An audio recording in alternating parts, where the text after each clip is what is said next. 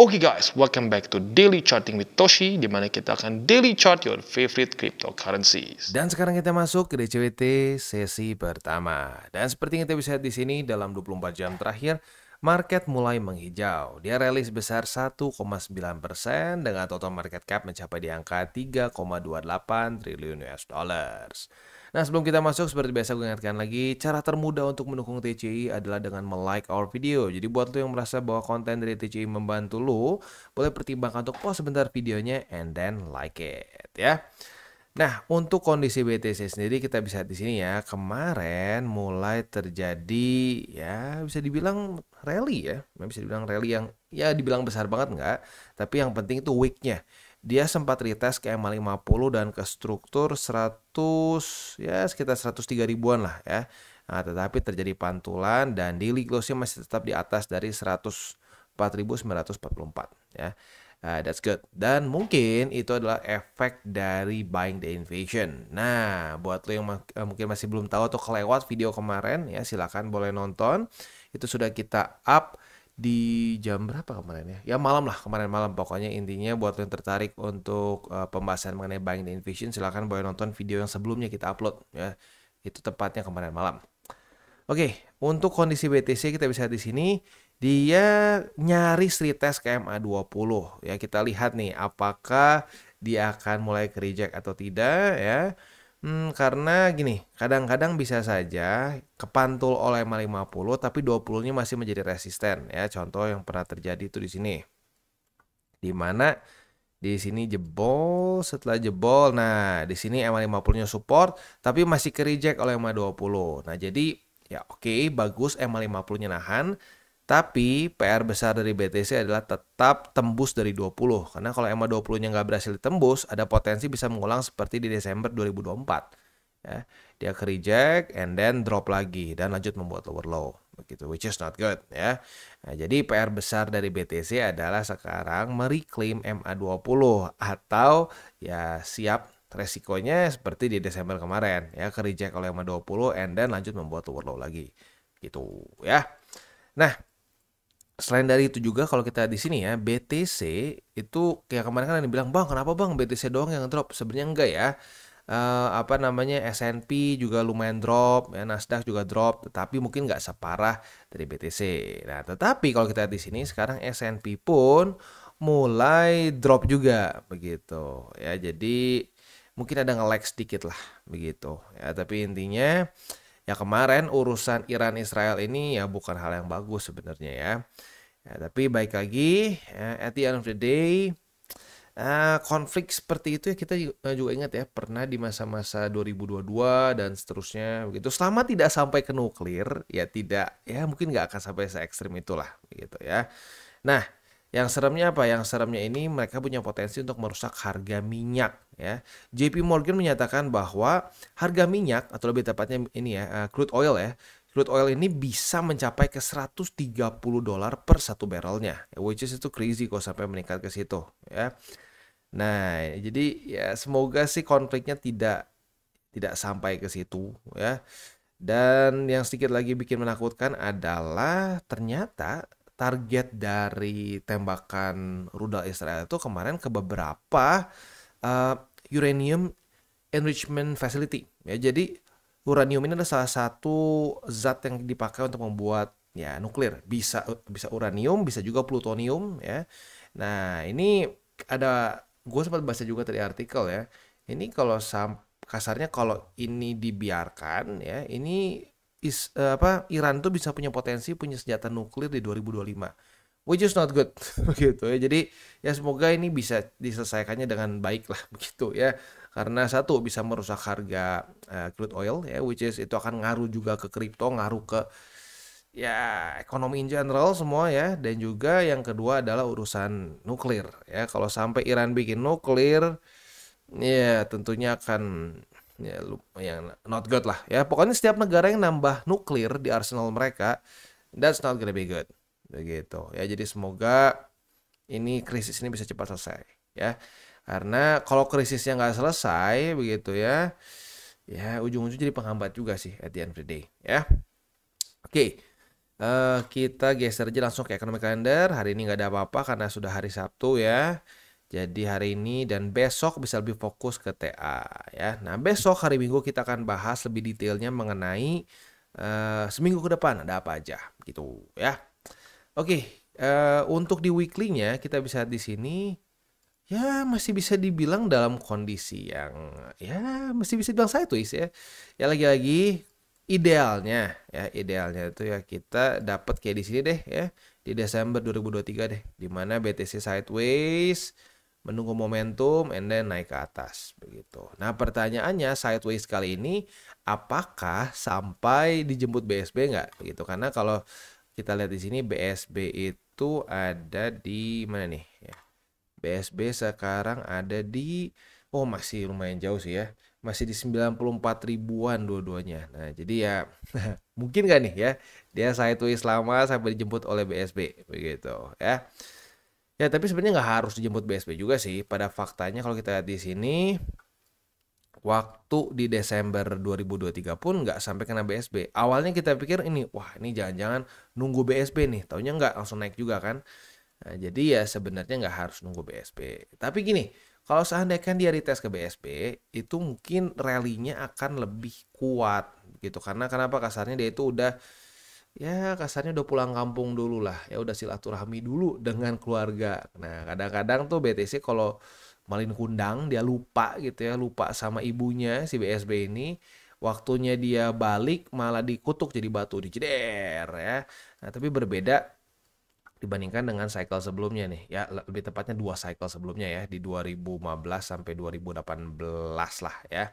Kita bisa lihat di sini saat dia rally terus retest ke BSB, rally retest ke BSB itu dia cenderung lebih lebih reliable gitu si rally-nya gitu dan bull marketnya nggak terlalu banyak masa-masa yang penuh dengan drama seperti di sini, penuh drama seperti di sini ya basically setengah tahun bingung mau kemana gitu ya sebenarnya nggak bingung sih ya setengah tahun sideways dengan bias yang lebih ke bearish begitu terjadi juga di sini ya jadi ya sebenarnya lebih enak tuh saat BSB dihormati gitu kalau BSB dihormati lo bisa lihat di sini ya ini cycle serius jauh lebih gampang dibandingkan dengan cycle-cycle sebelumnya dan sesudahnya begitu karena BSB-nya di respect itu cuman ya faktanya di cycle ini udah berapa kali juga tidak di respect kan ya di sini lupa lah ya lupa balik lupa pulang kampung ke BSB di sini dikutuk ya di sini ya kalau di sini bukan lebih salah ke BSB-nya sih ini udah mau retest tapi dapat tarif ya jadi ya pokoknya cycle ini sih tetap ya sedikit ada kayak 2016 di sini ya tapi ujung-ujungnya kecampur seperti jadi ya kali ini bisa dibilang cycle ini kerasa kecampur antara cycle 2021 sama 2018 begitu. Ada beberapa masa dia berhasil ya bertahan di atas DBSB, ada juga yang jebol-jebol seperti di 2021 begitu ya. Oke. Next kita akan lihat dulu ke ini ya. Kita akan lihat dulu ke indeks dolar. Untuk indeks dolar kondisinya itu lanjut lagi melemah sepertinya ya. Oh enggak. Hari ini justru mulai ada rally ya, mulai ada rally. Sementara untuk BTCD kita bisa lihat di sini dia berhasil di close di atas dari 64,58. Ya, sekali lagi ini terjadi kenapa? Karena ya orang cenderung akan menutup posisi altcoins mereka gitu atau lebih tepatnya gini lah mereka akan menutup altcoins mereka karena apa? Karena di masa-masa yang penuh ketidakpastian orang lebih nggak berani pegang aset yang lebih beresiko dan pegang BTC dibandingkan dengan alts tentunya akan lebih lebih secure di BTC begitu kan sama seperti gini kemarin seperti yang nanya bang kenapa gold malah meningkat ya sekarang gue tanya gold sama BTC lebih dianggap risk on mana masih tetap dianggap risk on BTC kan ya makanya dia berkorelasinya dengan stocks gitu kan ya jadi ya sudah makanya gold meningkat sementara BTC melemah begitu ya jadi at the end of the day itu kalau saat lu mengerti mengenai risk management ya lu akan ngerti kenapa ini loncat ke BTC kenapa ini sekarang di alts dan seterusnya begitu dan kita harus mengerti masa-masa di mana orang akan cenderung risk on dan cenderung risk off dari makronya maupun dari news begitu jadi pokoknya semakin banyak ketidakpastian semakin banyak hal-hal yang bisa membuat market drop, maka orang akan cenderung lebih berani memegang aset yang lebih konservatif begitu. Tapi ya relatif juga sih konservatifnya ya, kayak BTC sama Alts kan. Oh ya lebih konservatif BTC. Tapi BTC dibandingkan sama gold ya lebih konservatif gold begitu kan. Jadi lu harus sadar juga relativitasnya begitu ya. Sip. Beres ya kayaknya ya. Udah beres semua. Oke, sekarang tinggal kita masuk ke buy limit saja. Tetapi sebelum kita masuk ke buy limit, seperti biasa gue akan disclaimer dulu bahwa semua konten dari TCI bukan financial advice. Ini semua bentuknya adalah edukasi ya. Lalu bagaimana cara mendukung TCI? Ada banyak caranya. Lu bisa like our video, bisa share our video, itu juga bisa menggunakan link referral kita di bawah. Dan sekarang kita akan dengar dulu pesan-pesan dari sponsor kita pada hari ini. Oke, today's video is brought to you by Margex. Dan seperti yang kalian sudah tahu ya, di Margex ini mereka sedang ada trading competition. Dan nilai prize poolnya 1000 USDT ya untuk 20 top user. Ya sekali lagi untuk 20 top user kalian bisa mendapatkan 1000 USD prize pool, di mana tentunya semakin tinggi posisi lo di top 20 ini, maka semakin besar juga jatah lo di prize pool 1000 USD ini ya. Dan selain itu juga akan ada tambahan 100 USD setiap kali ada volume sebesar 1 juta USD. Jadi semakin banyak yang trade di dalamnya, maka akan semakin besar juga price poolnya. Ini berlangsung dari tanggal 25 Mei sampai tanggal 30 Juni. Jadi buat lu yang ngerasa bahwa, bang, gue emang sering trading futures dan gue memang bisa trading futures. Nah, boleh pertimbangkan untuk menggunakan link reflektor di bawah dan mengikuti trading competition dari Margex ini karena ada 1000 USDT price pool yang menunggu lo. Begitu ya. Oke, itu kurang lebih untuk eventnya ya. Jadi gini ya, sekali lagi gue jelaskan.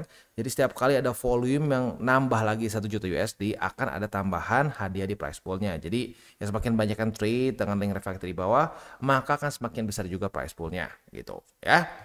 Oke, selain itu juga tentunya kita bisa melakukan berbagai macam hal seperti mengconvert ya kripto, dan selalu convert juga bisa earn dengan staking mereka di sini, dan juga ada copy trading ya di sini ya. Nah, itu semua lo bisa akses via dari apa namanya ya ini lo ya dari platform setelah lo login ya. Di sini ada trade, lo bisa buy crypto, lo bisa convert, dan juga bisa copy trading ya. Nah, buat lo yang tertarik untuk menggunakan Margex atau pengen coba untuk menggunakan Margex, boleh pertimbangkan untuk menggunakan link reflektor di bawah dan mulai trade di Margex. Dan sekarang kita masuk ke Bitcoin. Untuk Bitcoin kita bisa di sini ya. Kemarin itu sudah terjadi retest di 3 support dalam satu hari ya. Nah, jadi ya kita bisa di sini kita ada potensi untuk buka posisi long. Nah, tetapi ya kita harus sadar juga satu hal ya, ini masih cukup panas nih ya untuk urusan Israel dan Iran. Jadi ini ada potensi market bisa ya drop lagi begitu. Nah, jadi mungkin buat lo yang ngerasa, aduh bang, ini di sini terlalu dekat bang, takutnya jebol lagi bang. Ya boleh pertimbangkan untuk posisi long misalkan di EMA 50 atau di struktur 103.000 karena nggak salah secara SOP-nya juga gitu ya. Nah, kalau misalkan lo di EMA 50 ya lo target TP-nya jadi ada banyak. Ada bisa di sini, bisa juga di 100 berapa nih? 106.000 dan seterusnya gitu ya. Nah, itu kurang lebih untuk setup di setup futures di Bitcoin. Dan jangan lupa ya, untuk di Margex mereka ini masih ada trading competition ya, di mana price poolnya itu senilai 1000 USD dan setiap ada tambahan 1 juta USD worth of volume ya, ada tambah lagi 100 USD begitu. Dan ini berlaku sampai tanggal 30 Juni. Dan kalau gue lihat ya di Margex ini nggak ada trading competition yang untuk keseluruhan. Jadi ini lebih ke mungkin cuma khusus buat yang menggunakan link reflektor di bawah ya. Jadi buat lo yang tertarik pengen coba ya, pengen ikutan trading competition ini, boleh pertimbangkan untuk yang menggunakan link reflektor di bawah dan bisa menangkan price pool up to sampai 1000 USD. Tapi ini price pool ya, bukan satu orang dapat 1000, tapi dari top 20 maka akan dibagi-bagi. Nah, yang biasanya paling tinggi akan semakin besar bagiannya untuk dari price poolnya. Begitu ya. Oke, itu kurang lebih event yang sedang berjalan. Balik lagi ke chart. Untuk BTC posisi spotnya ada di angka 104.944, 103.000 ya, ini EMA 50 dan struktur supportnya cukup dekat, kita jadikan satu saja. Lalu yang ketiga ada di angka 101.199 gitu ya. Next kita masuk ke Ethereum. Untuk Ethereum kita bisa lihat di sini kemarin sudah terjadi retest pertama ya, dan ini retest kedua. Nah, balik lagi ya, dia retestnya tuh ke beberapa support. Jadi sebenarnya kita bisa buka long itu di sini atau di sini gitu. Nah, jadi kalau lu mau sedikit lebih konservatif, lu takut ini masih bergejolak, ya lu mungkin boleh pertimbangkan untuk posisi longnya ya mungkin di support yang paling bawah begitu ya. Jadi misalkan limit di angka 2464 gitu. Nah, itu boleh dipertimbangkan kalau seperti itu ya. Nah, otomatis target TP-nya ya tinggal dibalik sejauh logikanya mungkin di angka 2552. Intinya di resisten-resisten selanjutnya. Makin tinggi resistennya maka resikonya akan lebih besar juga gitu ya. Nah, untuk posisi spotnya ada di angka 2464, lalu juga ada di angka 2363 dan di angka 2294 ya.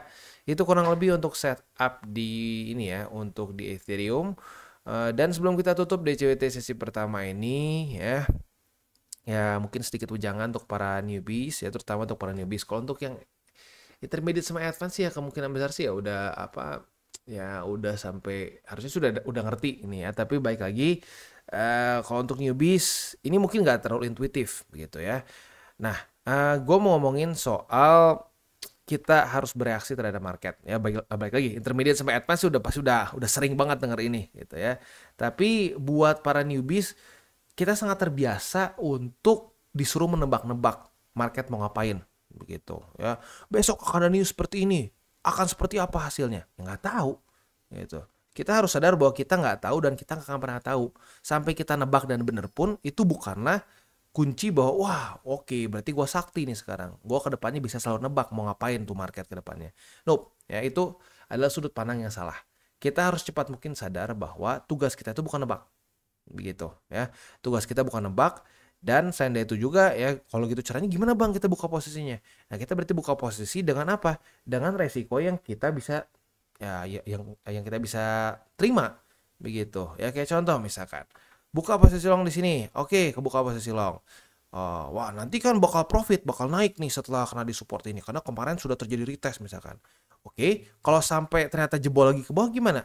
Apa plan lo? Oh, plannya ya? Wah, nggak tahu bang. Harusnya kan naik. Nah, itu yang kadang-kadang bikin orang jadi hancur. Mau trading futures maupun spot. Ya kalau spot berarti biasanya akan all in kalau seperti itu ya. Nah, kita harus selalu bertanya di otak kita. Oke, misalkan kita ada setup seperti ini ya. Setup misalkan posisi long nih kalau terjadi di atas kedua di sini. Nah, posisi long ini kalau sampai gagal tidak sesuai dengan harapan kita, apa tindakan kita? Oke, misalkan gue punya SL bang, SL di sini. Oke, that's good ya. Berarti lu sadar bahwa lu bisa saja salah. Begitu. Nah, semakin cepat kita sadar bahwa kita itu tugas kita itu bereaksi terhadap market sekaligus juga menjaga resiko saat kita buka posisi. Nah, kita akan secepat mungkin malah lebih cepat profit gitu at the end of the day. Tapi semakin lu berdelusi bahwa lu bisa tahu market mau ngapain atau bahkan lebih parah, lu berdelusi bahwa lu bisa ngontrol market.